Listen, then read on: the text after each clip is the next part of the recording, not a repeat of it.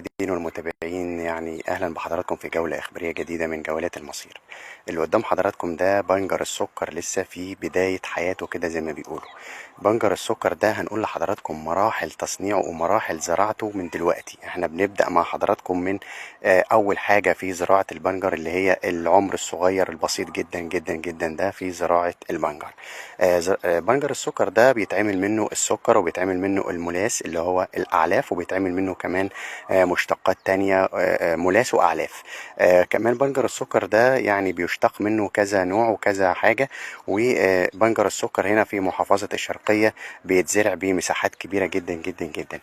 بنجر السكر وموسم بنجر السكر وزراعة موسم بنجر السكر اللي بدأ معانا دلوقتي حالا اهوت. ده بيمثل أهمية كبيرة جدا جدا للفلاح المصري وللفلاح في محافظة الشرقية هنا. لأن بنجر السكر ده بيتميز ب او بيحتاج، يعني الارض محافظة الشرقية بتتلائم مع زراعة البنجر. سواء وكمان نبات البنجر ده بيمشي معاه وبيتماشى مع جميع التربة، بس ما عدا التربة الرملية، وممكن يتماشى مع التربة الرملية التقيلة كمان اللي هي الحمراء يعني. وكمان بيمشي مع التربة الطينية والتربة المالحة، التربة اللي هي بتتميز بالملوحة او بتتحمل او بيكون موجود فيها نسبة الملوحة عالية. نبات بنجر السكر ده زي ما حضراتكم عارفين كده بيتجهز له الارض زي ما حضراتكم شايفين كده اهوت، بتتخطط.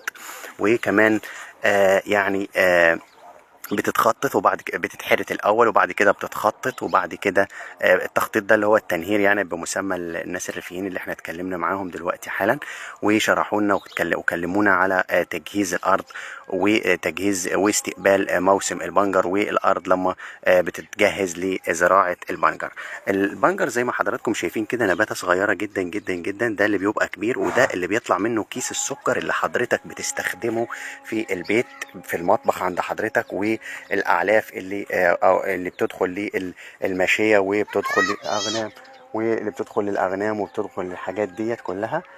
وزي ما حضراتكم عارفين يعني ده يعني نبات البنجر اللي بيبقى موجود، ومحافظة الشرقية بتحظى بزراعة نسبة كبيرة من نبات البنجر بالنسبة لعدد الأفدنة اللي صالحة للزراعة في محافظة الشرقية. موسم البنجر ده بعد ما بيتعمل، بعد ما بيحصل تجهيز، بعد ما بيحصل له تجهيز وحاجات، بعد ما بيحصل له تجهيز وحاجات كده بتكون موجودة كده.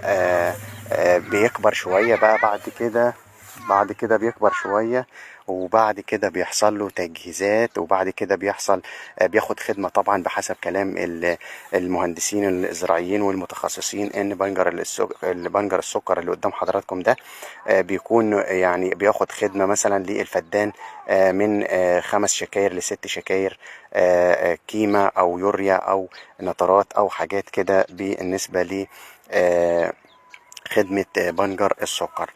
كمان زي ما حضراتكم يعني هنقول لحضراتكم دلوقتي حالا ان بنجر السكر ده بيمر بمراحل وبيمر بعدة مراحل. يعني بياخد في الارض حوالي من 5 شهور ونص ل6 اشهر.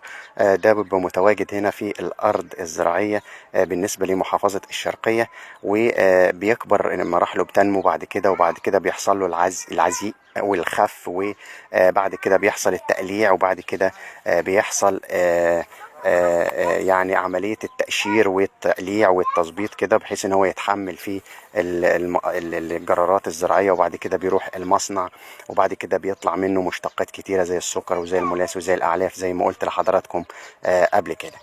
طبعا زي ما حضراتكم عارفين ان محافظة الشرقية محافظة زراعية وبتتميز بتربة عالية الجودة، فده بينعكس بالإيجاب على النمو وعلى الزراعة وعلى كمية الزراعات اللي بتكون موجودة في محافظة الشرقية.